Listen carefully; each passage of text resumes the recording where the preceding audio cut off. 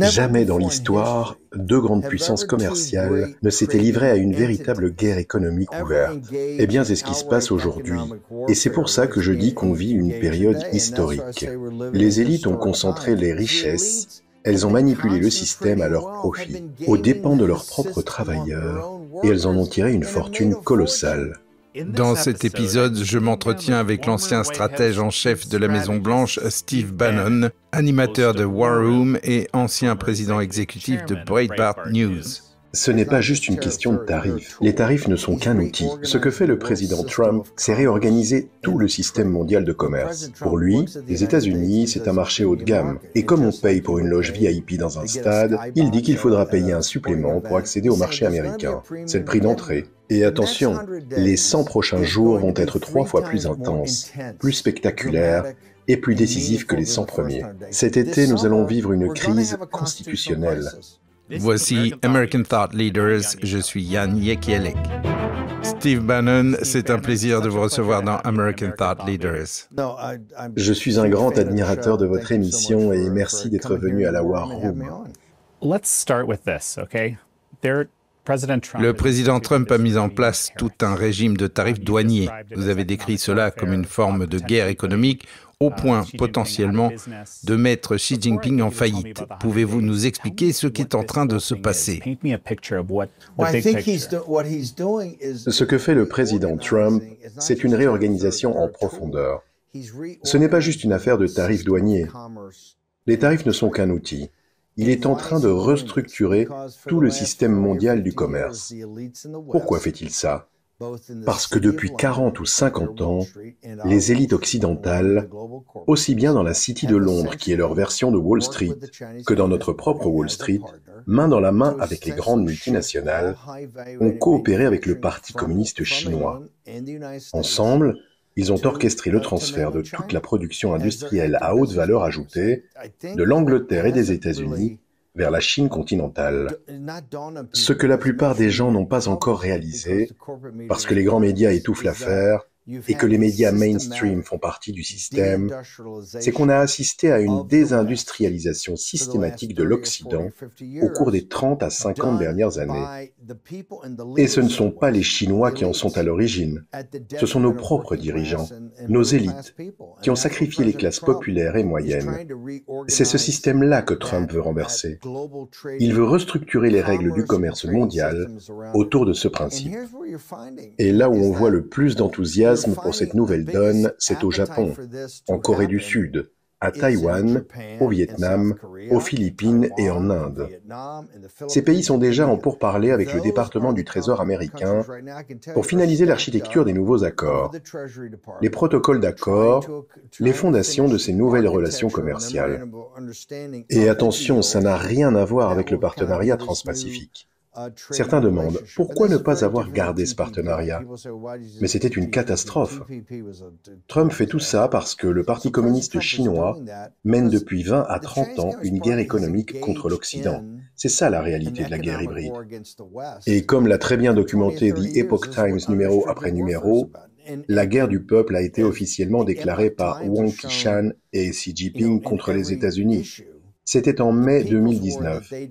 Ils l'ont fait juste après avoir quitté la table des négociations, après 2 années de discussions intenses entre le vice-premier ministre Liu He, Bob Lighthizer, Peter Navarro et le président Trump. Ce geste prouve une chose, ils ne cherchaient aucun accord. Leur objectif n'était pas un compromis. Leur seul but, c'était un découplage total, sauf pour une chose, garder l'accès à notre capital et à notre technologie.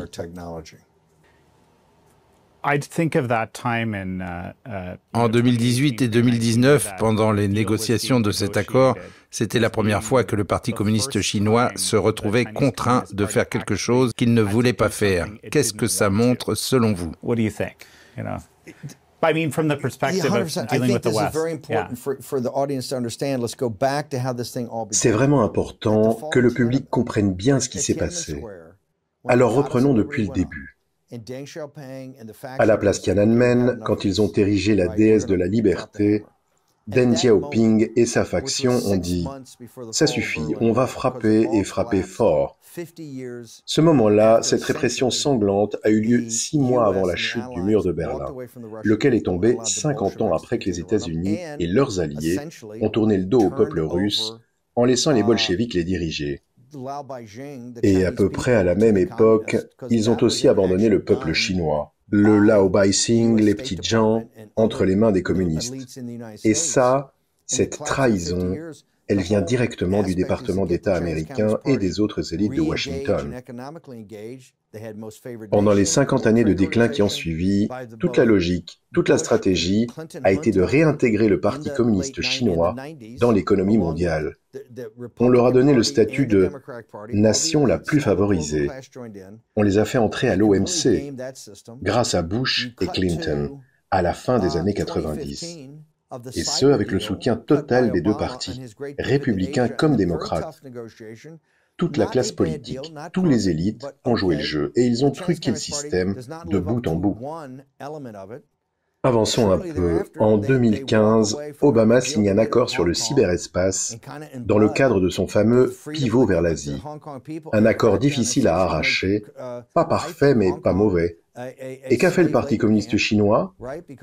Ils n'ont respecté absolument aucun engagement. Peu après, ils ont torpillé l'accord sur Hong Kong et transformé la ville en camp de travail forcé. Puis, après 2 ans de négociations dures, Trump, Lighthizer et Navarro arrivent enfin à poser sur la table les 7 péchés capitaux du régime. On pensait que ça avançait, mais dans la foulée, en 2019, ils organisent en grande pompe le sommet des nouvelles routes de la soie. Et qui est sur scène? Wang Qishan, Xi Jinping, Vladimir Poutine. Ils déroulent leur stratégie complète, les composants viennent d'Europe, l'assemblage se fait en Chine, les ressources naturelles sont extraites en Asie du Sud et en Afrique subsaharienne. Un système intégré, pensé de A à Z. Et là, ils se disent, si on signe avec Trump, on reste accroché à l'économie occidentale et les diables étrangers garderont toujours l'avantage. Alors ils font marche arrière. Et peu après, Xi Jinping déclare une guerre populaire. Tout ce que fait le PCC, tout est méthodique. Ils utilisent les négociations comme stratégie de temporisation, ou pour donner une bonne conscience aux Occidentaux, pour que leurs médias puissent s'emballer, comme avec l'accord d'Obama sur le cyber. Mais ils n'ont jamais eu la moindre intention de respecter quoi que ce soit. Regardez Hong Kong, c'était écrit. Ils ont signé, et quand ils ont décidé de bouger, ils ont bougé. Et souvenez-vous de la suite. Il y a d'abord eu les Jeux militaires de Wuhan, en juillet-août, et soudain, les gens commencent à tomber malades à cause d'un virus. Et puis vient ce fameux Skinny Deal, un accord ultra-light signé en 2020. 0 contrainte, rien d'obligatoire. En 25 ans, on a signé des montagnes d'accords avec eux. On les a intégrés au commerce mondial. On leur a accordé le statut de nation la plus favorisée. Et à chaque fois, ils se sont dérobés. Ils n'ont jamais respecté un seul engagement. Et le pire, c'est notre argent. Nos capitaux, nos technologies, ce sont nos ressources qui alimentent le Parti communiste chinois, en échange de produits fabriqués dans des usines de travail forcé. Eux, ils s'en mettent 80% dans les poches, et le peuple chinois, qu'est-ce qu'il a gagné dans tout ça? Rien. Quelques personnes ont prospéré. Oui, c'était bien le Parti communiste chinois. Et c'est justement ce que la plupart des gens en Occident ne comprennent toujours pas. L'autre jour, j'en parlais avec une personnalité très connue. Je lui ai dit, imaginons qu'il y ait 2 milliards de personnes en Chine. Il n'y a même pas 100 000 vrais communistes. Et lui me répond, mais si, voyons, ils sont tous communistes. Je lui ai dit, absolument pas. Ce ne sont pas des communistes, ce sont des Chinois. Ce sont des Lao Baixing, des gens ordinaires qui vivent sous une dictature. Il y a environ 92 000 membres du parti. Et en réalité, seuls quelques milliers comptent vraiment. Le pays est tenu par 5 grandes factions qui volent, forcent ou manipulent nos entreprises pour leur extorquer environ 600 milliards de dollars par an en propriété intellectuelle. Le déficit cumulé, rien que sur ce sujet, approche les 25 000 milliards de dollars. Ils ont littéralement pompé le sang de l'Occident industriel pour alimenter leur propre industrialisation. Et attention, ils ne l'ont pas fait seuls. Leurs complices, ce sont Wall Street, la City de Londres, les élites corporatistes aux États-Unis et au Royaume-Uni, la Silicon Valley et les classes politiques. Elles ont laissé faire. Au Royaume-Uni, que ce soit les conservateurs ou les travaillistes, même passivité. Et ici, aux États-Unis, républicains et démocrates sont tout aussi coupables. Cette guerre économique, c'est un combat de fond. Et à un moment, le président Trump a dit stop. J'en ai assez de me faire piller. Maintenant, on va riposter. Cela vient en partie aussi de l'économie financiarisée. Dans les années 90, nous avons commencé à financiariser l'économie. Oui, dans n'importe quelle économie où on peut s'enrichir simplement en manipulant de l'argent, ce sont toujours les mêmes qui deviennent les plus riches, parce qu'ils ont accès à l'argent bon marché, celui qu'il faut pour en gagner encore plus sans rien produire de réel. Mais alors, quelle part de responsabilité ont ces élites?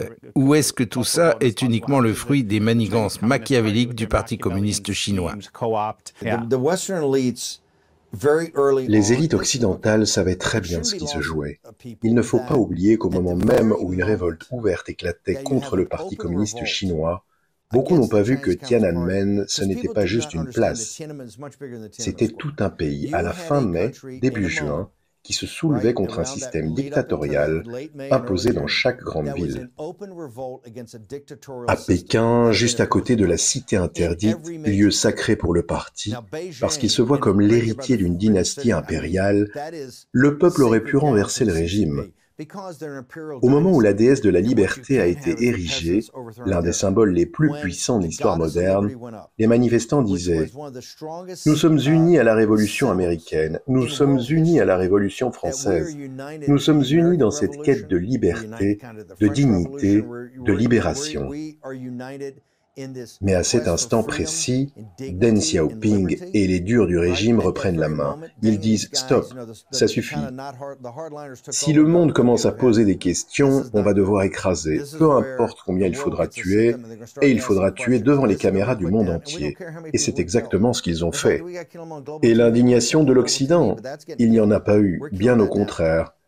George H.W. Bush, ex-ambassadeur en Chine et ancien directeur de la CIA, envoie le général Scowcroft à Pékin pour une mission secrète de 30 jours. En substance, il dit à Deng et à ses hommes « Vous devez calmer les choses. Évidemment, ce que vous faites ne fonctionne pas. » Il leur a dit aussi « On va vous aider à gérer, mais il faut nettoyer tout ça, et on ne peut plus avoir de tanks dans les rues. Nous allons vous faire entrer dans l'Organisation mondiale du commerce et vous accorder le statut de nation la plus favorisée. Nous allons vous permettre de devenir une puissance manufacturière, parce que nous allons travailler main dans la main et vous transférer tous les emplois ici. Nous allons être partenaires. » C'est ce qui s'est passé. Tout ça au vu et au su de tous.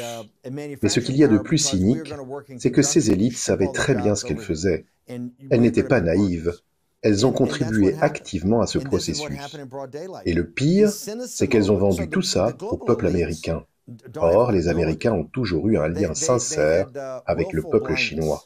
Ce lien remonte au XVIIe et XVIIIe siècle. Enfant, à l'école catholique, je me souviens, on faisait des dons pour les orphelinats chinois. Ce lien entre nos deux peuples a toujours été réel. Moi, gamin en Virginie, je rêvais de la Chine, de ses mystères, de sa grandeur, de sa beauté.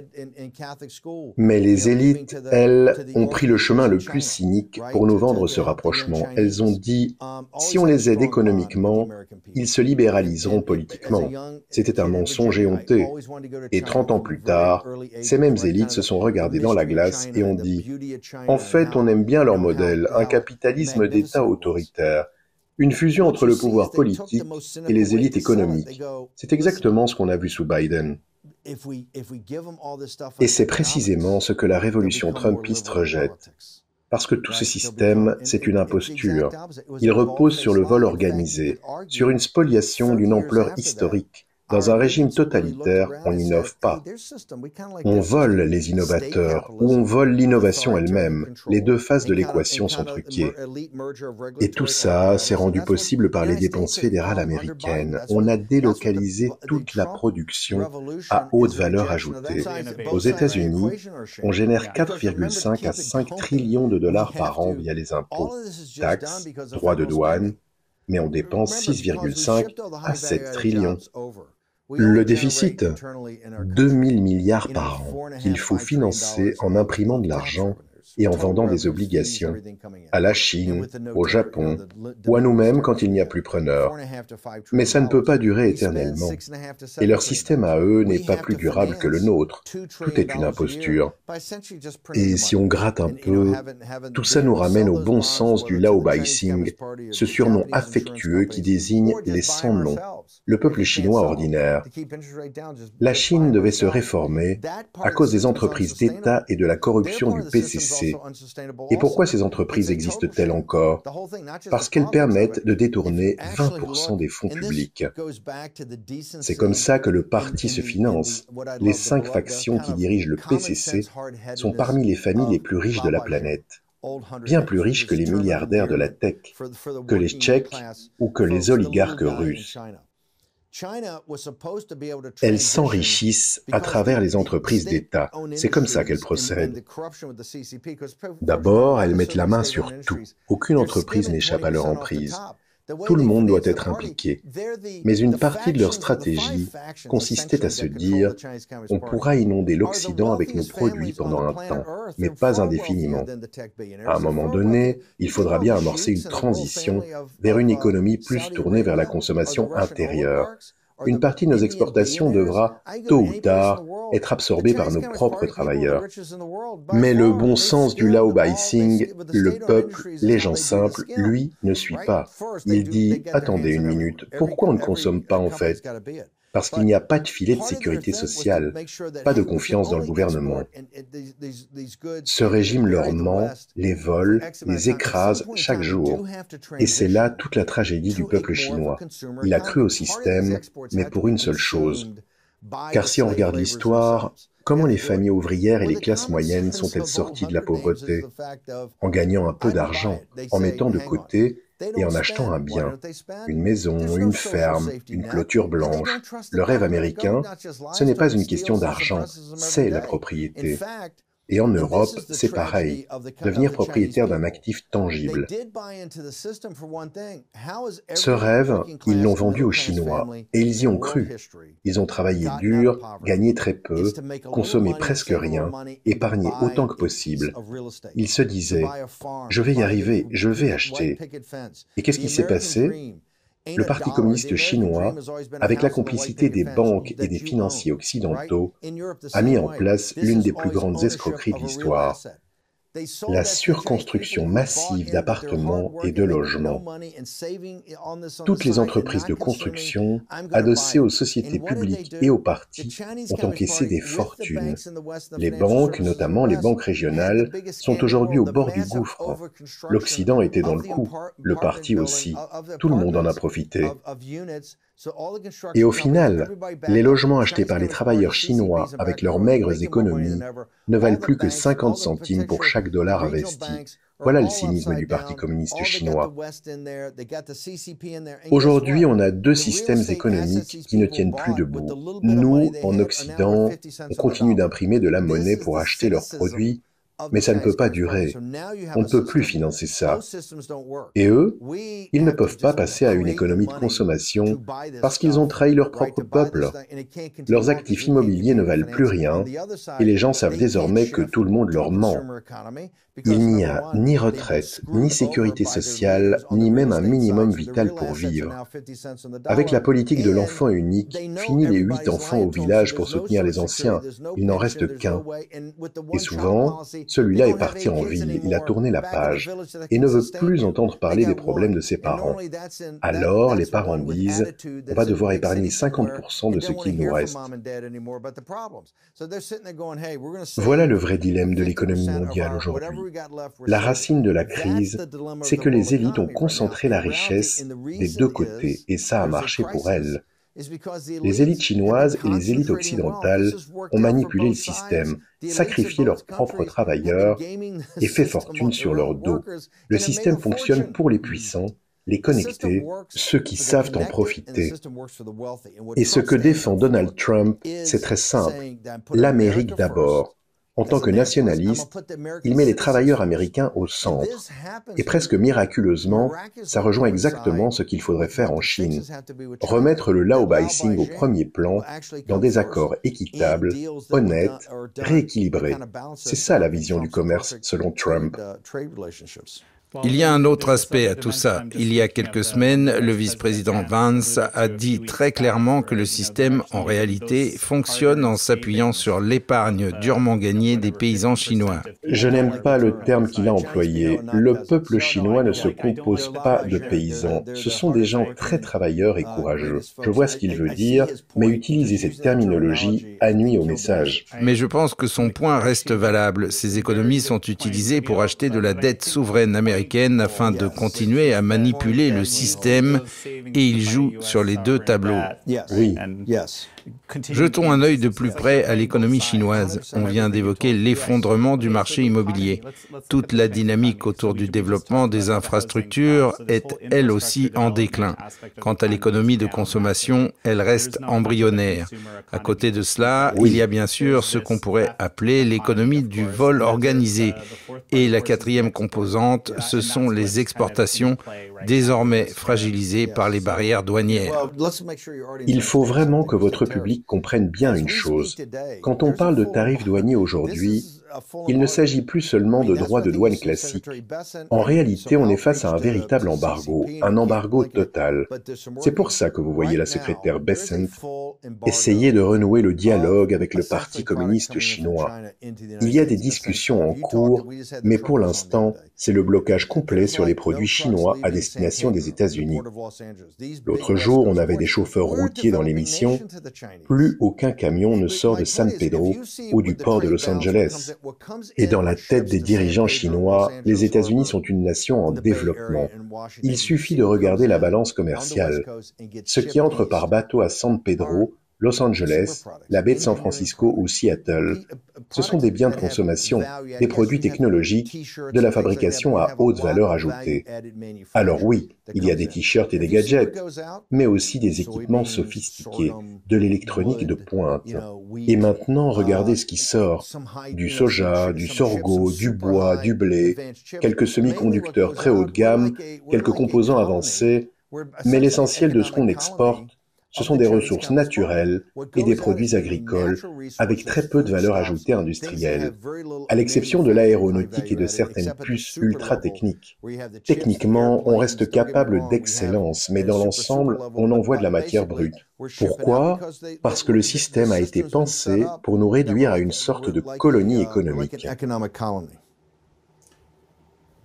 So, what happens with these tariffs now? Qu'est-ce qui va se passer maintenant avec ces tarifs douaniers? Les exportations, c'est à peu près tout ce qu'il leur reste. Vous êtes d'accord avec ça?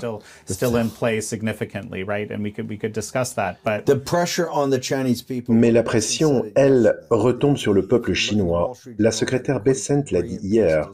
Et ce matin, le Wall Street Journal, qui ne signe pas tous les jours des papiers brillants, a publié un excellent article sur les vraies tensions internes au régime et sur les fissures qui apparaissent. La BBC, de son côté, a sorti récemment un très bon reportage sur la réalité du pouvoir de Xi Jinping. Et voilà le dilemme. Oui, le peuple chinois souffre déjà, et il va souffrir encore plus. Mais le Parti communiste chinois, lui, n'en a strictement rien à faire.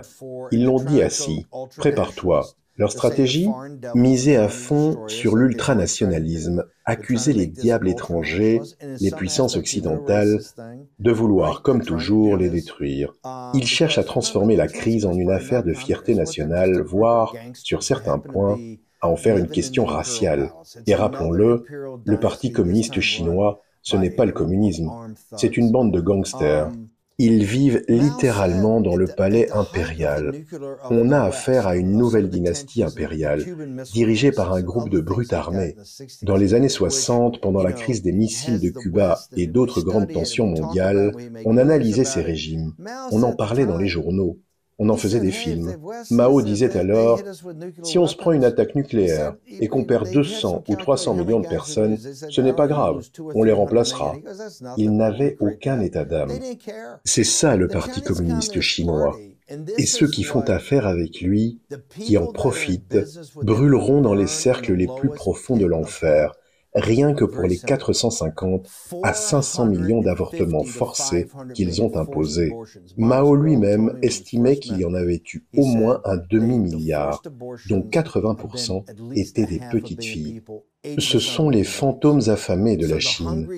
Et encore, ce n'était qu'un volet. Ils ont affamé, battu, exécuté leur propre population. De la collectivisation forcée au grand bond en avant, en passant par la révolution culturelle, et jusqu'à aujourd'hui. Aujourd'hui encore, ils s'en prennent aux chrétiens évangéliques clandestins, aux catholiques souterrains, aux pratiquants du Falun Gong. Toutes les confessions, toutes les formes de spiritualité sont ciblées. Les Ouïghours aussi. Peu importe que vous soyez musulman ou catholique traditionnaliste, ce régime redoute une seule chose, la foi du peuple chinois. Et ils sont prêts à tout pour écraser ça, y compris à torturer et pratiquer des prélèvements d'organes sur des personnes vivantes. Et tout ça, ce n'est pas caché. Il ne faut pas de badge top secret pour le savoir. Il n'y a pas besoin de documents classifiés ou d'accès confidentiel. Tout est là, visible. Et ceux qui travaillent dans l'information, je ne parle pas de Wall Street, le savent très bien. Les marchés financiers, ce sont des marchés d'information. Ils savent parfaitement ce que fait le PCC. Et c'est pour ça qu'il faut le dire sans détour. Le Parti communiste chinois est, de très loin, la dictature la plus meurtrière de toute l'histoire de l'humanité. Oui, les bolcheviks et les nazis ont commis des horreurs, mais Mao et sa clique ont massacré des centaines de millions de leurs propres citoyens. Ce n'étaient pas des envahisseurs qui tuaient à l'extérieur. Bien sûr, ils l'ont aussi fait. On pense aux champs de la mort à l'étranger. Mais leur cible principale, ça a toujours été leur propre peuple. Pourquoi? Parce qu'ils s'en fichent. Parce que pour eux, le peuple chinois, c'est jetable. Une ressource qu'on exploite, puis qu'on jette, comme une serviette en papier. C'est pour ça que, si vous êtes à Wall Street, dans la haute finance, dans la Silicon Valley ou dans les cercles de l'élite mondialiste, et que vous avez fait de l'argent avec eux, il faut que quelqu'un vous le dise. Parce que, croyez-moi, le jour où vous quitterez ce monde, ce voile de larmes, et que vous vous retrouverez face à votre Créateur, vous aurez des comptes à rendre. Vous serez personnellement responsable de l'avertissement, des meurtres et de la destruction d'un peuple qu'on a laissé tomber pour un simple retour sur investissement. Steve, il y a bien des choses que vous avez dites avec lesquelles je suis entièrement d'accord, mais ils sont bel et bien communistes. Dans chaque société communiste, ce sont toujours les gangsters qui dirigent. Je suis convaincu que c'est l'idéologie qui les guide.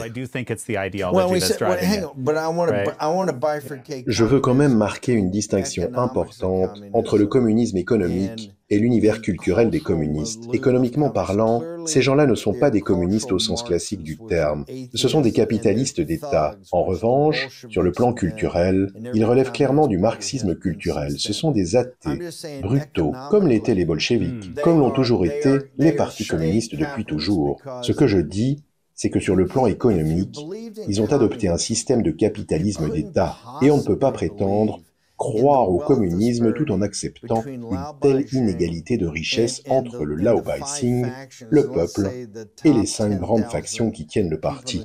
Je le redis, Rubio et d'autres viennent de sortir un rapport au Sénat, et franchement, j'ai été déçu. Les factions qui dirigent Pékin et contrôlent le Parti communiste chinois sont en guerre permanente les unes contre les autres. Il faut que les gens le sachent, ce sont des individus profondément corrompus, des narcissiques, des nihilistes, qui ne croient qu'au pouvoir ici-bas, maintenant. Et ce sont les gens les plus riches de la planète.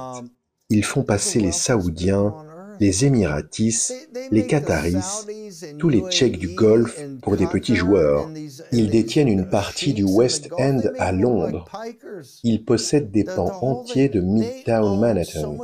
L'une de leurs combines, c'est de générer un maximum de cash en Chine puis de sortir l'argent du pays pour l'investir ailleurs, là où c'est stable.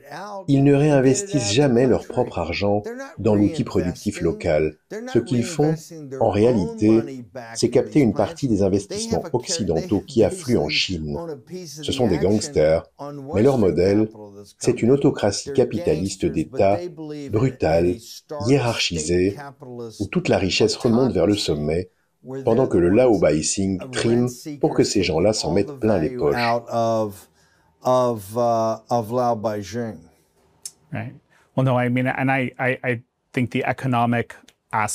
Oui, l'aspect économique du communisme a été discrédité bien avant que l'Union soviétique ne reprenne le flambeau du communisme. Parlons maintenant du concept de service fiscal extérieur. Ce concept a été créé dans cette même pièce avec John Gardner, un petit industriel de Laguna Beach en Californie. Cela commence déjà à se mettre en place à un certain niveau, mais cela semble coûter très cher. Beaucoup rapportent que les chiffres du PIB sont en baisse, mais certains disent que ce n'est qu'un artefact statistique. Le chiffre du PIB est tombé l'autre jour, et si on gratte un peu, juste en dessous de la surface, on voit qu'on est en réalité autour de 3% de croissance. Il y a une légère reprise des investissements, et ça, c'est depuis le jour de la libération, le 22 avril. On n'est qu'à 29 jours de là, donc forcément, ça n'a pas pu peser lourd dans le chiffre du trimestre. Pour le président Trump, les États-Unis, c'est le premier marché de consommation au monde. Avant, on ouvrait grand les portes, tout le monde y avait accès librement. Mais ce chiffre-là ne reflète pas seulement les tarifs douaniers. Il faut aussi prendre en compte les barrières non tarifaires, la manipulation monétaire, la contrefaçon, et dans ces domaines, le Parti communiste chinois est passé maître. Les tarifs les plus élevés concernaient tous les gros circuits de transbordement. Oui, exactement. Pour le président Trump, les États-Unis, c'est un marché haut de gamme. C'est comme une loge VIP à un match ou une place au premier rang d'un concert. Si vous voulez y accéder, il faut payer plus. Et c'est là que la notion de réciprocité entre en jeu. Il regarde aussi ce que font les autres, les barrières non tarifaires, les restrictions, les manipulations. Et il dit, vous voulez éviter de payer ces tarifs ? Pas de problème. La solution, c'est de rapatrier votre production ici, aux États-Unis, et de créer des emplois industriels de qualité avec de vrais investissements en capital. Là, vous échapperez aux droits de douane. Mais si vous voulez continuer comme avant, à délocaliser et à exploiter le système, alors oui, il y aura une structure tarifaire claire. Jusqu'ici, même dans le pire des cas, les droits de douane moyens aux États-Unis tournaient autour de 2%. Sous l'administration Trump, le tarif de base passe à 10%. C'est une hausse de 500%, rien que ça. Et dans pas mal de cas, les droits vont grimper à 20 ou 25%, ce qui veut dire que les recettes générées vont être massives. Moi, je pense que la plupart des entreprises vont faire le choix que veut Trump, investir ici, produire ici et faire en sorte que l'Amérique redevienne une surpuissance industrielle. Et le résultat, ce sera plus de recettes fiscales, des emplois mieux payés, plus de familles qui gagnent dignement leur vie. La stratégie, c'est qu'il n'y a plus d'autre choix. Soit vous le faites ici aux États-Unis, soit vous payez les droits de douane. C'est le plus grand marché de consommation au monde. Et comme le dit le président Trump, maintenant, c'est lui qui tient les cartes. Même si, soyons honnêtes, certaines choses lui échappent, mais écoutez, cet homme, c'est un maître négociateur sur le plan géopolitique, géostratégique, géoéconomique. Hier soir, j'étais à une réunion publique sur News Nation, et des gens dans le public criaient « Mais quand est-ce que ça va vraiment les dissuader ?» Je leur ai répondu « Écoutez, ça fait 50 ans qu'on décline, 50 ans à brader notre pays, à trahir nos compatriotes, à sacrifier les travailleurs de la classe moyenne. Et cet homme est au pouvoir depuis 100 jours. Et depuis le jour de la libération, on en est à peine à 28 jours. Il va falloir un peu de temps. Pas 10 ans, non. Mais il faut être patient. Et je connais suffisamment Trump pour vous dire une chose, il ne reculera pas, il ira jusqu'au bout. Au passage, je tiens à le dire, j'adore The Epoch Times. Pour moi, c'est tout simplement le meilleur journal du pays. Et je peux le dire parce que je suis un vrai lecteur de presse. Je reçois à peu près tous les quotidiens imprimés qu'on peut trouver ici à Washington, D.C. et franchement, vous êtes incroyables. Le journal est bien structuré, les articles sont solides et votre journalisme d'investigation est exceptionnel. Et avec NTD, ce que vous faites à la télé est aussi remarquable. Et ce qui est bluffant, c'est que vous êtes encore une entreprise médiatique relativement jeune et vous avez réussi à dépasser des mastodontes comme le Wall Street Journal et le New York Times, qui ont chacun plus de 100 ans d'existence. Rien que ça. Aujourd'hui, je crois que vous êtes numéro 3 en termes d'abonnés, juste derrière eux. Ces groupes-là valent des dizaines de milliards. Ils ont des équipes énormes. Ils ont dépensé des centaines de millions pour faire connaître leur modèle d'abonnement. Et vous, vous êtes là, sans campagne marketing tapageuse, juste avec un bon contenu. Et dans un marché libre, ça fait toute la différence. Les gens viennent à vous parce que vous délivrez. C'est tout simplement exceptionnel. Juste pour précision, selon nos calculs, nous sommes à la 4e place. Qui est 3e alors? Ce n'est pas le Washington Post. Je pensais que c'était le Washington Post. Je pense que vous les avez dépassés et que vous êtes clairement sur une trajectoire de croissance. Et vos reportages sont tout simplement remarquables. Ce ne sont pas seulement les sujets de fond. Vous faites exactement ce qu'un vrai journal est censé faire. Vous ne vous contentez pas de traiter l'actualité ou la politique intérieure. Vous êtes devenu l'un des journaux les plus sérieux au monde, un journal qui permet à n'importe qui de comprendre ce qui se passe à l'échelle mondiale. C'est ce que le New York Times représentait autrefois pour les élites et les progressistes, ou le Wall Street Journal pour les milieux d'affaires, des journaux qui offraient à leurs lecteurs une vision globale du monde. Et aujourd'hui, Epoch Times fait exactement cela, et c'est assez extraordinaire. Si vous lisez ce journal, que ce soit en ligne au quotidien ou dans son édition papier, c'est impressionnant. Quand on le lit, on comprend vraiment les enjeux de ce combat. Pour le président Trump, tout cela fait partie intégrante de ce qu'il est. Ce n'est pas simplement au cœur de son ADN politique. C'est au cœur de ce que j'appelle son ADN de personnage public. Quand il a commencé à s'exprimer dans les médias dans les années 80 et 90, bien avant de penser à se lancer en politique, c'était déjà parce qu'il occupait une place centrale dans la vie sociale et culturelle de New York.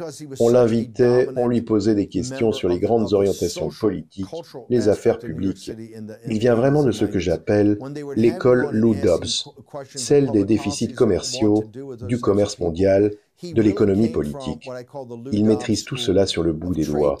Cela fait 40 ans qu'il parle des déficits commerciaux, d'abord avec le Japon, ensuite avec la Chine. Je dis souvent aux gens, si vous ne l'aviez pas vu venir, ne vous imaginez pas qu'il va faire marche arrière. Il a dit hier soir sur News Nation, et c'est la première fois que je l'entends formuler les choses ainsi, une partie de ma stratégie de négociation, c'est de tout anticiper très en amont, mais aussi de garder la souplesse nécessaire pour changer de cap et appeler une nouvelle action. Il y aura donc de la flexibilité, des ajustements entre les États-Unis et la Chine à mesure que les choses évolueront. Beaucoup de lecteurs de The Epoch Times connaissent le nouvel État fédéral de Chine, un groupe que j'ai en partie représenté. Notre objectif est clair, faire tomber le PCC. Nous voulons que le Laobaicing le renverse. La direction est nette, mais il y aura forcément, à un moment donné, une forme d'ajustement ou d'accommodement pour que cela se résolve dans l'intérêt des États-Unis d'Amérique. Mais il faut le dire clairement, jamais dans l'histoire des deux grandes puissances économiques ne se sont affrontées aussi frontalement dans une guerre commerciale. Voilà pourquoi je dis que nous vivons un moment historique. Je sais que c'est une épreuve pour notre public chinois, mais c'est bel et bien la réalité du monde d'aujourd'hui. Pourquoi ne pas simplement arrêter de soutenir le Parti communiste chinois et laisser le peuple chinois faire ce qui, naturellement, finirait par se produire si seulement le PCC n'avait pas mis la main sur tous les leviers de l'économie mondiale? Je travaille sur ce sujet depuis plus de 20 ans et je recommande à tout le monde de lire le livre de Josh Rogin. Franchement, c'est sans doute le journaliste le mieux informé des grands médias sur la question. Il est chroniqueur au Washington Post et il a écrit un excellent bouquin sur le premier mandat de Trump intitulé « Chaos Under Heaven ». Il y raconte le bras de fer entre Trump et Xi Jinping. Il couvre toute la politique étrangère américaine, la sécurité nationale et la politique économique vis-à-vis de la Chine. Historiquement, on a toujours eu plusieurs camps. Il y avait les durs à l'égard de la Chine, il y avait aussi les réalistes, ceux qui disaient « il faut être ferme, mais pragmatique ». La Chine domine l'Asie de l'Est, on ne peut pas l'ignorer. Et puis il y avait les accommodants, ceux qui voulaient surtout que le business continue comme avant. Dans le premier mandat de Trump, ça incluait Gary Cohn, Steve Mnuchin et tout le clan de Wall Street qui voyaient la Chine uniquement comme un gros partenaire commercial et une opportunité de faire de l'argent. Mais pour la première fois dans l'histoire des États-Unis, il y a eu un groupe à la Maison-Blanche qui partageait réellement la vision de Trump à ce sujet. On les appelait les super faucons. Ces super faucons allaient plus loin que les autres. Ils remettaient en question non seulement la stratégie du régime, mais la légitimité même du Parti communiste chinois. Et je le dis souvent, je ne parle quasiment jamais de la Chine, et encore moins du peuple chinois. Parce que notre problème, ce n'est pas la Chine, ce n'est pas le peuple chinois, c'est le PCC. Le PCC n'est pas la Chine, et ce n'est pas le peuple chinois. Mais regardez comment le langage a évolué. Aujourd'hui, ici à Washington, de plus en plus de gens disent le PCC. Avant Trump, personne ne disait ça. On parlait toujours de la Chine, des Chinois, de façon vague. Trump a changé ça. Il a forcé tout le monde à désigner le vrai problème. La création par le Congrès du comité spécial sur le PCC a été un moment fort.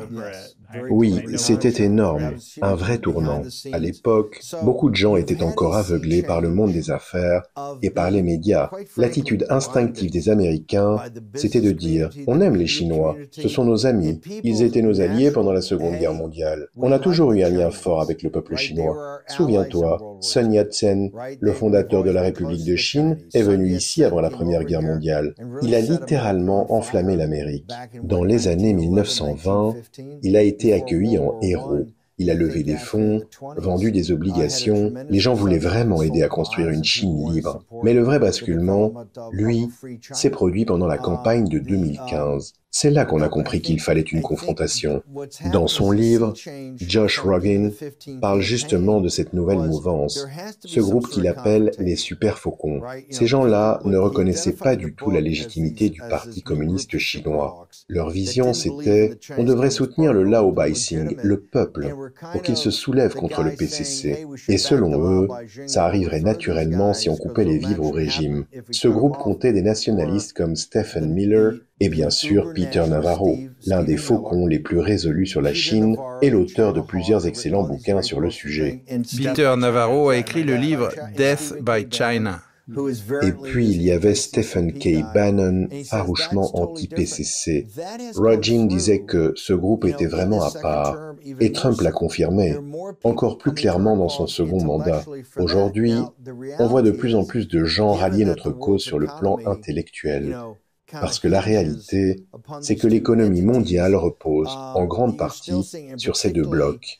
Et maintenant, ce sont surtout le monde des affaires et certains au sein du Parti républicain qui s'expriment de plus en plus fort. Ils disent « on s'est mis dans une situation impossible, on est devenu beaucoup trop dépendant ». Le président Trump, lui, c'est un négociateur hors pair, et Bessent n'a rien d'un ami du PCC. Et je pense qu'on va assister à des choses assez spectaculaires. C'est déjà impressionnant. Bon sang, on est enfin entré dans la guerre économique qu'ils nous mènent depuis des années. Et lui, Trump, il a osé les dénoncer. Aujourd'hui, on parle d'un embargo total. Et tous les pays d'Asie de l'Est commencent à se ranger de notre côté. Je ne sais plus si c'était dans l'un de mes papiers pour le Financial Times, mais on pouvait lire à la une que Pékin a lancé un avertissement clair aux pays d'Asie de l'Est. Si vous signez un accord ou acceptez des termes qui vous placent en dehors de notre sphère commerciale, vous le regretterez. Vous n'avez pas intérêt à signer. C'est une menace, une vraie. Voilà où on en est aujourd'hui.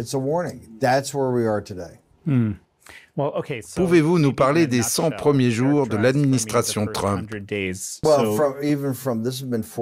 Cela fait 4 ans que tout ça se prépare, dans le cadre du projet 2025 et du Centre pour le renouvellement de l'Amérique.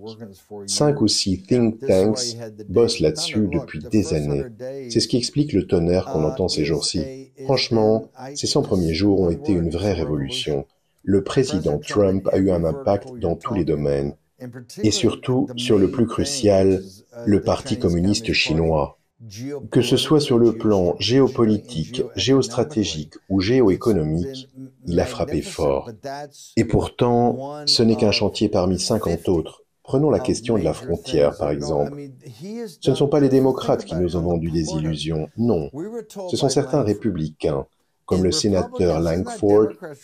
C'est eux qui nous ont dit « Il faut une loi massive, avec des dizaines, voire des centaines de milliards de dollars ». Et pendant ce temps-là, les gens oublient une chose essentielle. Les restrictions n'ont été mises en place qu'après que 2 millions de migrants illégaux avaient déjà franchi la frontière chaque année. Le projet de loi présenté par le sénateur Lankford, celui pour lequel Trump a été critiqué, permettait ni plus ni moins à 2 millions de personnes d'entrer chaque année avant qu'on applique la moindre restriction ou sanction. Trump, lui, a pris les choses en main. Il a fermé la frontière en démantelant pratiquement toute l'architecture des décrets de Biden, ceux-là même qui avaient permis cette invasion. Il a envoyé des agents des douanes, des agents de la protection des frontières et même des troupes sur le terrain. Résultat, en 60 jours, la frontière était bouclée. Et maintenant, on construit le mur, on fait tout ce qu'il faut, la frontière est fermée. Donc, le point numéro 1 de sa campagne, c'est fait. Est-ce qu'on a expulsé 10 millions de personnes? Non, pas encore. Ça, c'est la deuxième étape. Elle est en cours. Il fait tout ce qu'il peut pour en expulser un maximum. Mais certains viennent nous dire « Oui, mais il n'y a pas eu de déportation massive ». Je leur réponds qu'ils aillent au diable. Parce qu'il y a à peine un an, vous souteniez une solution qui faisait entrer 2 millions de personnes par an, sans lever le petit doigt. Alors je ne veux plus entendre vos plaintes. Cet homme a tout verrouillé en 60 jours, comme il l'avait promis. Et à ceux qui nous regardent, souvenez-vous des mensonges qu'on vous a servis sur la frontière. Tout ce qu'on vous a raconté était faux, du début à la fin. C'était 100% de désinformation. Trump est arrivé et il a agi. Il l'a fait en 60 jours. Et les gens du sud du Texas, dans la vallée du Rio Grande et dans le sud de l'Arizona vous le diront, la situation a complètement changé. Ce n'est plus une invasion. Est-ce qu'on a encore des problèmes à la frontière? Bien sûr. Est-ce qu'expulser tout le monde va être un énorme défi? Évidemment. Mais c'est en cours. L'autre point, c'est l'inflation. On entend « l'inflation est à 2,3%, les taux d'intérêt baissent, les prix de l'énergie sont en recul ». Résultat, les 2 grandes promesses qu'il avait faites sont en train de se réaliser, et en même temps.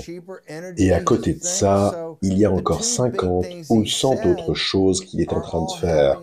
À ce jour, 137 décrets présidentiels. L'ampleur, la vitesse, l'urgence avec lesquelles il agit, c'est sans précédent. Mais ce qu'il y a de plus impressionnant, c'est que vous le voyez tous les jours, c'est toujours le même Donald Trump.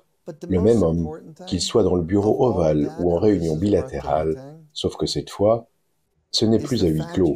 Souvenez-vous des guerres en Irak et en Afghanistan sous Bush. Il y avait des réunions à la Maison-Blanche, mais le public n'en savait rien.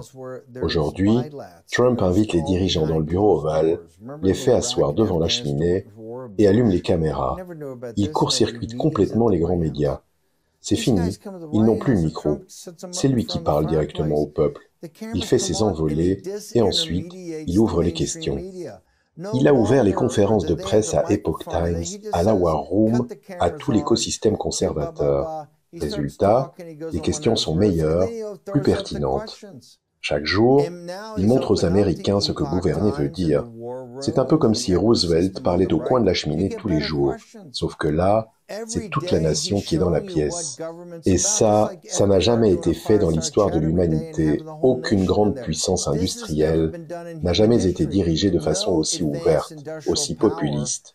Il dit « Venez, posez vos questions, dites ce que vous avez à dire. » Il n'évite rien, il ne fuit aucune question. C'est ça Trump, assis là, toujours le même, chaque jour. Et oui, il balance parfois des trucs complètement dingues, parce que c'est Trump. La moitié, c'est du trolling, l'autre moitié, ce sont des idées lancées pour voir ce qu'il prend. Mais ce qu'il fait, c'est unique, c'est du jamais vu. Et honnêtement, ça ne se reproduira probablement plus jamais. C'est pour ça qu'on vit en ce moment quelque chose de vraiment historique.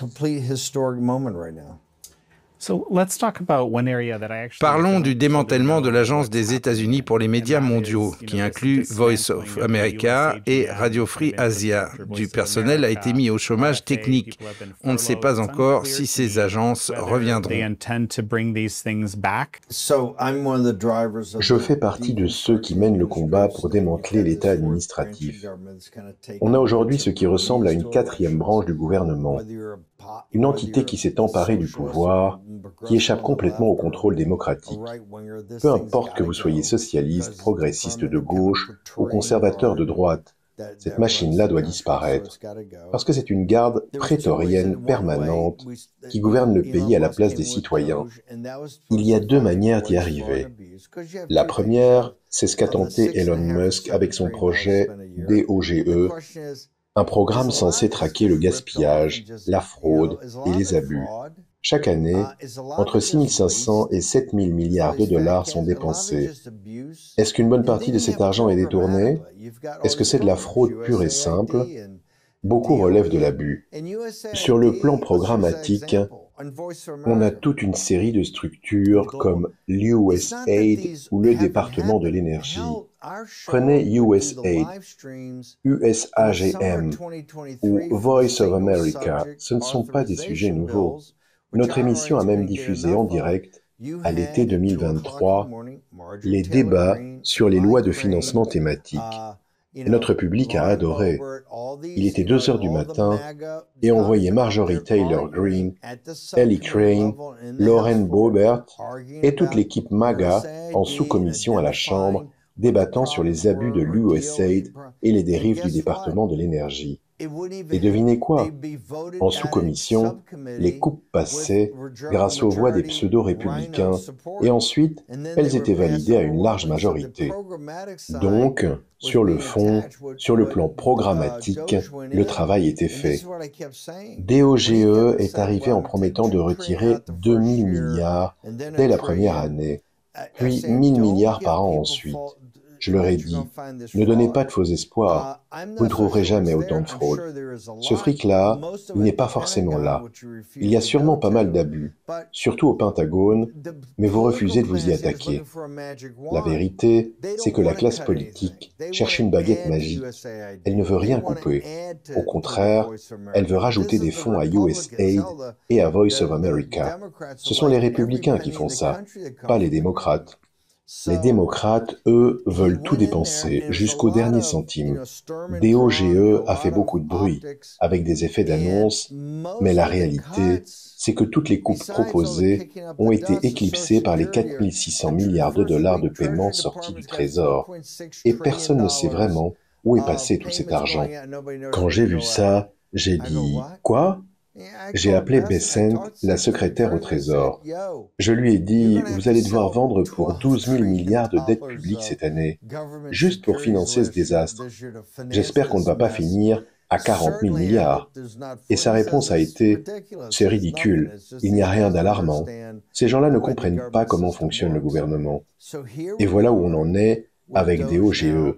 Maintenant qu'Elon s'en va, on est passé de 2000 milliards à 1000, puis à 150 milliards.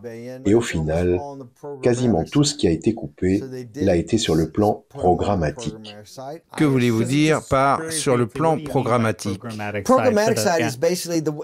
Le volet programmatique concerne essentiellement les programmes du département d'État. Ce département, c'est une machine tentaculaire composée de centaines de programmes distincts, tous financés par la loi de finances. Le budget est voté, mais il est alloué de manière extrêmement détaillée. Si vous ouvrez la loi de finances, un document de 10 000 pages, vous y trouvez ligne par ligne les dizaines de millions de dollars attribués à USAID. Et à l'intérieur même d'USAID, c'est précisé tel montant pour tel projet en Afrique subsaharienne, tel autre pour le Pakistan, etc. Il y a très peu de marge de manœuvre pour déplacer ces fonds. C'est là qu'intervient l'Office de la gestion et du budget. Une fois que l'enveloppe est votée par le Congrès, les fonds passent immédiatement entre les mains de cet office qui les gère. Je me souviens, pendant le premier mandat, je pouvais appeler Russ Vought et lui dire « Russ, j'ai besoin de parler de tel programme pour les Amérindiens au département de l'Intérieur. » Et il me répondait « Donne-moi 15 minutes. Je t'envoie quelqu'un. » C'est un système très rigoureux. Ils savent chaque semaine ce qui a été attribué, ce qui a été dépensé, ce qui a été réalisé. Tout est tracé. Et c'est pour ça que Elon n'a pas trouvé les fameux 1000 milliards de fraude, parce qu'il n'était pas là. Je sais qu'il y a des fans surexcités qui veulent tout faire sauter. Mais moi, je suis de ceux qui disent « Montrez-moi l'argent », parce que si on veut sérieusement réduire la taille de l'État fédéral, alors oui, toute fraude doit être éliminée et les coupables envoyés devant le ministère de la Justice, poursuivis, condamnés. S'il y a du gaspillage au Pentagone, je veux qu'on sache où. Si c'est de la fraude, qu'on envoie les responsables devant un tribunal. Si ce sont des abus ou de simples gaspillages programmatiques, il faut avoir le courage de trancher. Le Pentagone a un budget de plus de 1000 milliards. Medicaid approche les 800 milliards. Et les autres programmes sociaux, hors Medicaid, sont autour de 500 à 600 milliards. Tout cela, ce sont des programmes. Quelqu'un va devoir, un jour, prendre des décisions difficiles. Il n'y a aucune décision facile. Chaque dollar est défendu par un groupe d'intérêt et les médias sauteront sur chaque coup. Mais c'est ça le vrai travail d'adulte. Et pour l'instant, il n'est toujours pas fait. La classe politique s'est emballée pour Elon Musk parce qu'elle rêvait qu'il allait débarquer avec une baguette magique et dégager 1000 milliards d'un coup. Ce serait génial, mais ce n'est pas comme ça que ça marche.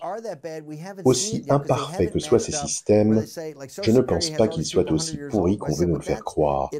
Et si c'est vraiment le cas, on ne l'a pas encore prouvé. Prenez l'exemple de la sécurité sociale. Certains prétendent qu'on verse des allocations à des centenaires fictifs.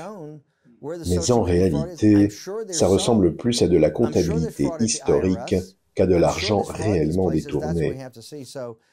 Pour l'instant, on n'a pas trouvé de fraude massive à la Sécu. Je suis certain qu'il y en a, comme à l'IRS ou ailleurs. Et c'est justement ce qu'on doit révéler. Mais là où la bataille va vraiment s'engager cet été, c'est sur le terrain programmatique. On est entré dans les deuxièmes 100 jours.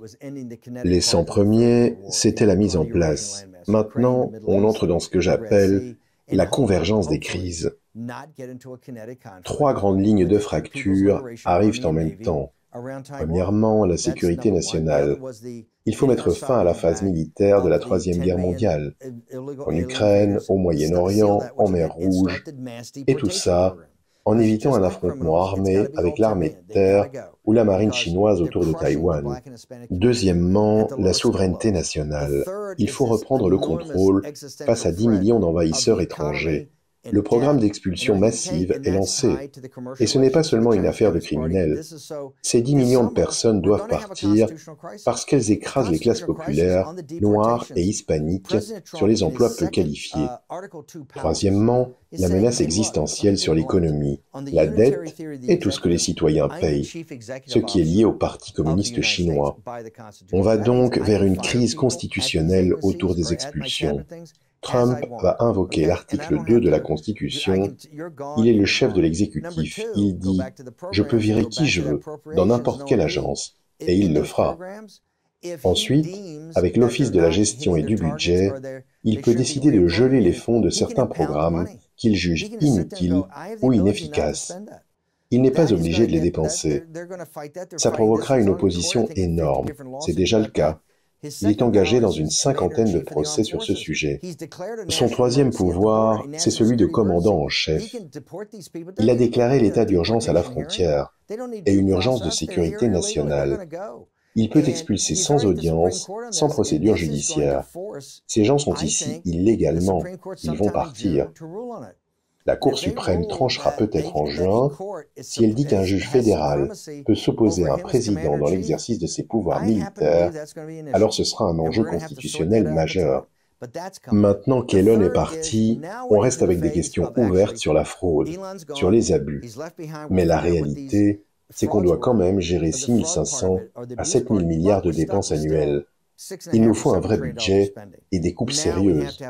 Dans la défense, dans Medicaid, dans les programmes sociaux, oui, ça fera mal. Parce que derrière chaque dollar, il y a un groupe puissant. Les sous-traitants de la défense, les militaires, les bénéficiaires de Medicaid, les bureaucrates des agences. Mais on ne peut plus continuer à financer 2 000 milliards par an avec de la dette. Ce n'est pas tenable. Et au bout du compte, c'est le Parti communiste chinois qui finance une partie de tout ça et qui renforce son pouvoir sur nous. Le troisième axe, c'est de mettre fin à ces guerres. Et pour cela, il faut un rapprochement avec la Russie pour casser leur alliance avec le PCC et séparer les anciens du KGB de cette stratégie. C'est ce sur quoi Steve Witkoff travaille. L'accord économique avec l'Ukraine est essentiel. Les accords de paix font partie de cet ensemble. Je suis farouchement opposé à toute frappe là-bas. Il faut intégrer ce sujet dans les négociations. Enfin, il y a Gaza et la mer Rouge. Tous ces foyers vont culminer cet été. Et les 100 prochains jours vont être 3 fois plus intenses, plus dramatiques, et plus décisif que les 100 premiers. Mais voilà la bonne nouvelle. Cette révolution nous a appris une chose, si on ne cède pas, on gagne. C'est pareil dans une guerre civile, celui qui ne plie pas finit par l'emporter. Ce que j'admire dans le mouvement MAGA, c'est cette force de caractère, cette ténacité, ce courage. On ne recule pas, on y va à fond. Si on avait dû abandonner, on l'aurait fait quand ils ont volé l'élection, quand Trump a dû retourner à Mar-a-Lago, quand Fox News a arrêté de le diffuser, quand le Parti républicain s'est retourné contre lui, quand on ne parlait plus que de DeSantis, de Nikki Haley et de tous ces clowns qui ne seront jamais présidents des États-Unis. C'était les heures les plus sombres. Mais on n'a pas lâché, on s'est regroupé, on a tenu la barre. On a commencé à bâtir le projet 2025, à former les cadres qui allaient mettre en œuvre cette politique. Et c'est ce qui nous permet aujourd'hui de vivre ces 100 jours de transformation. Cette capacité à tenir dans la tempête, on l'a. Et ce que je vois en face, c'est que la gauche ne l'a pas. Elle est fatiguée, plaintive, complaisante. Elle a abandonné la classe ouvrière. C'est pour ça qu'on est plus solide, plus concentré. Et c'est pour ça qu'on va gagner. Steve, we're going to have to finish up momentarily. But, si vous aviez un seul conseil à donner au président Trump, quel serait-il? President Trump or this administration, what is that? Triple down. Tripler la mise, faire en sorte que chaque jour soit plus intense que le précédent. Vous êtes sur la bonne voie, vous avez les bonnes politiques, vous avez les bonnes personnes. Évidemment, le conseiller à la sécurité nationale fera encore quelques ajustements ici ou là, mais sur le fond, vous êtes dans le vrai. Vous vous battez du bon côté, du côté de la justice. Et ça crève les yeux. Trump est aux premières loges de cette bataille. L'élection de 2016, c'était providentiel, la main de Dieu. On avait un avion, un homme, un message, mais aucune organisation, pas d'argent. Et pourtant, c'est le peuple américain qui s'est levé et a dit « Je veux cet homme, il est différent. J'en ai assez des Clinton, assez des Bush, assez de ce système pourri. Je veux lui donner une chance. » Et le vol de l'élection de 2020, la pandémie, ça aussi c'était la main de Dieu. À l'époque, on ne le voyait pas. Mais si Trump avait enchaîné direct sur un second mandat, on se serait retrouvé dans une guerre de tranchées, comme sur le front ouest de 14-18 ou de 39-45. Deux camps retranchés, l'un contre l'autre. Trump, assiégé de toutes parts, la main de Dieu a permis un recul stratégique. Elle a mis la responsabilité sur les épaules du mouvement MAGA. C'était à nous de nous mobiliser, de mettre en place la stratégie des bureaux de vote, de bâtir ce qu'il fallait pour le soutenir. Et maintenant, s'il décide de revenir, alors on ira jusqu'à la victoire. Ça nous a aussi ouvert les yeux.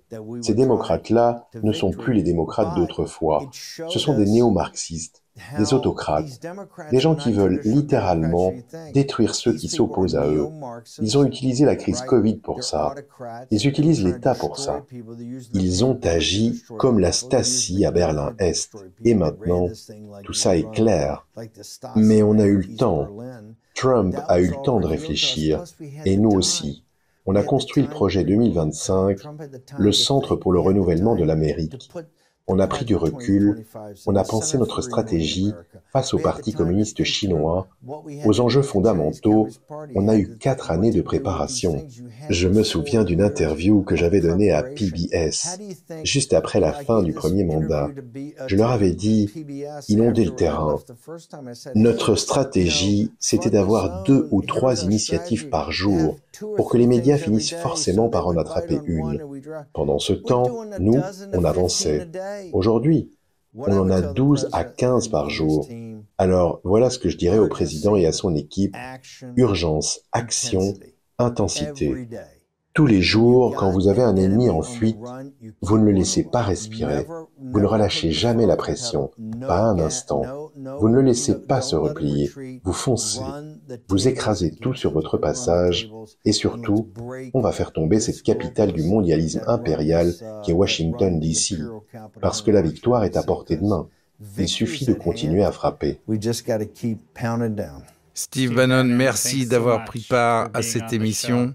Je vous apprécie énormément. Revenez quand vous voulez. Merci à tous d'avoir suivi cette émission avec Steve Bannon et moi-même. C'était American Thought Leaders.